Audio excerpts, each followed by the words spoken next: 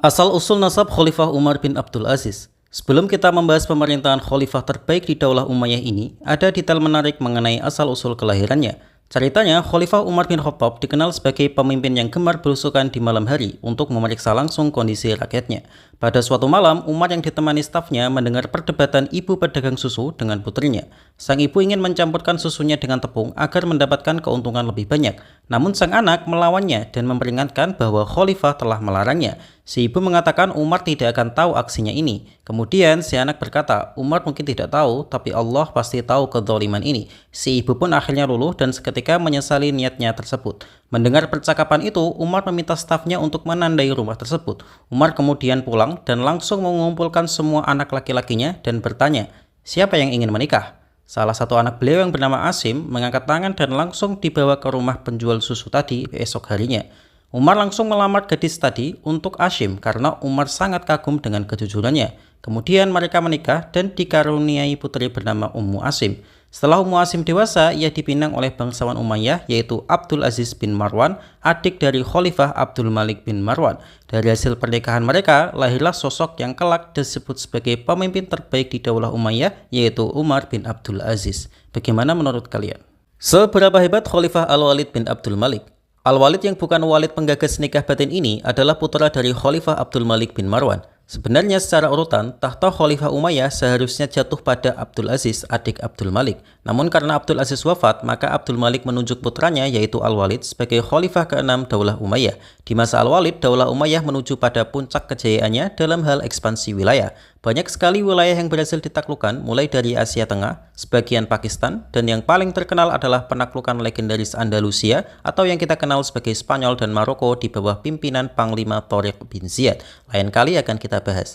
Khalifah Al-Walid dikenal sebagai administrator negara yang ulung dan membangun banyak infrastruktur seperti masjid, rumah sakit, dan juga jalan raya untuk kemajuan Islam dan mensejahterakan rakyatnya. Sebagai pribadi, para ulama sejarah mengatakan Al-Walid adalah seorang muslim yang taat dan tidak ada kritik personal yang mengarah padanya. Namun, di balik kemegahan pemerintahannya, tetap saja ada kekurangan. Di antaranya adalah masih terdapat praktek kolusi dan nepotisme meskipun dimaklumi sih karena Daulah Umayyah berbentuk kerajaan.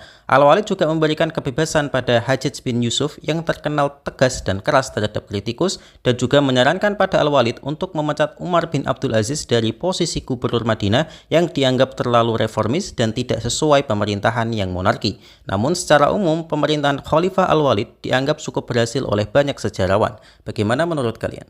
Bagaimana proses penunjukan Umar bin Abdul Aziz menjadi khalifah? Seperti yang kita ketahui bahwa setelah Abdul Aziz bin Marwan wafat, tahta kekhalifahan didominasi oleh kakaknya Abdul Malik bin Marwan untuk diwariskan pada putra-putranya secara bergantian. Lalu bagaimana bisa Umar bin Abdul Aziz yang notabene hanya keponakan Abdul Malik bisa menjadi khalifah? Jadi ceritanya setelah Al-Walid bin Abdul Malik wafat, tahta Daulah Umayyah jatuh pada adiknya Sulaiman bin Abdul Malik. Namun sayang ketika baru memerintah 3 tahun, Sulaiman jatuh sakit dan dia merasa ajalnya sudah dekat. Menurut cerita yang masyhur, Sulaiman merasa ia memiliki banyak dosa selama menjabat sebagai khalifah dan dosa itu menghantuinya sebelum kematiannya. Ia kemudian meminta saran pada penasihat pribadinya, Roja bin Haywa, untuk memberikan calon penggantinya agar memperbaiki kesalahannya selama memerintah. Roja bin Haywa menyarankan bahwa menunjuk sepupunya, Umar bin Abdul Aziz, akan menjadi amal jariah yang luar biasa karena ia yakin Umar adalah sosok terbaik yang layak menjadi khalifah. Namun Sulaiman tahu hal itu akan menyebabkan perselisihan karena adiknya Yazid dan Hisham juga menginginkan tahta. Akhirnya Roja menyarankan untuk membuat surat wasiat dan hanya akan dibacakan setelah Sulaiman wafat sehingga tidak akan terjadi perselisihan. Dan benar saja karena satu amalan itu insya Allah telah menjadi salah satu amal terbaik Sulaiman karena mengangkat salah satu khalifah terbaik yang dimiliki umat Islam. Bagaimana menurut kalian? Seberapa hebat Khalifah Umar bin Abdul Aziz? Umar bin Abdul Aziz adalah khalifah ke-8 dari Daulah Umayyah, menggantikan Khalifah Sulaiman bin Abdul Malik. Beliau dikenal sebagai Umar kedua karena memiliki kemiripan dengan kakek buyutnya Umar bin Khattab dalam memimpin dan dianggap oleh mayoritas sejarawan sebagai khalifah terbaik dalam dinasti Umayyah. Yang menarik adalah ketika dipilih menjadi khalifah, kalimat pertama yang terucap dari mulut beliau adalah Inna lillahi dan bukan kalimat hamdalah atau bahkan sujud syukur seperti para pemenang pemilu. Hal itu karena beliau merasa memikul beban tanggung jawab yang luar biasa sebagai menjadi khalifah. Sebelum menjadi khalifah, kehidupan Umar bin Abdul Aziz bisa dibilang berkecukupan sebagai bangsawan. Namun setelah dilantik menjadi khalifah, Umar memilih hidup sederhana atau bahkan terbilang miskin untuk seorang khalifah besar. Umar berjanji untuk menjadi orang termiskin terakhir yang akan ditemukan di wilayahnya selama ia memimpin dan akan menaikkan taraf hidupnya ketika beliau berhasil mewujudkan cita-citanya itu, yaitu menghilangkan garis kemiskinan di seluruh wilayah Umayyah yang membentang dari Spanyol hingga ke sebagian Pakistan. Dan memang benar, berkat usahanya yang keras, beliau berhasil mewujudkan visi itu dalam waktu kurang dari 3 tahun.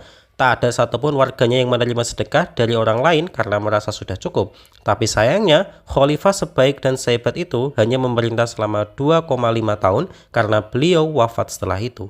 Gosipnya diracun sih. Bagaimana menurut kalian? Mengapa khalifah sebaik Umar bin Abdul Aziz wafat dengan cara diracun?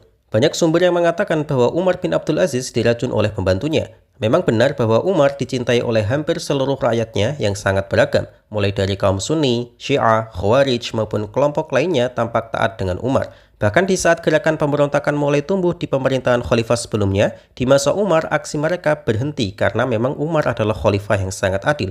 Lalu atas alasan apa beliau diracun? Siapa yang tega melakukan hal itu? Tentu saja adalah lawan politiknya. Banyak sejarawan mengatakan bahwa Umar memang dicintai rakyatnya, namun dibenci oleh kalangan bangsawan Bani Umayyah.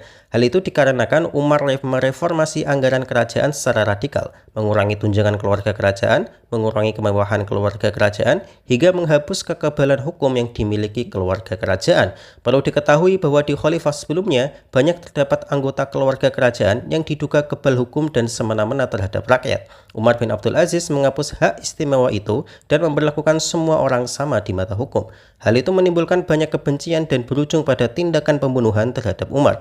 Dan gokilnya, Umar bin Abdul Aziz memaafkan pembantunya yang meracuninya setelah ia mengaku bahwa ia dipaksa oleh bangsawan untuk meracuni Umar bin Abdul Aziz. Jadi bagaimana menurut kalian?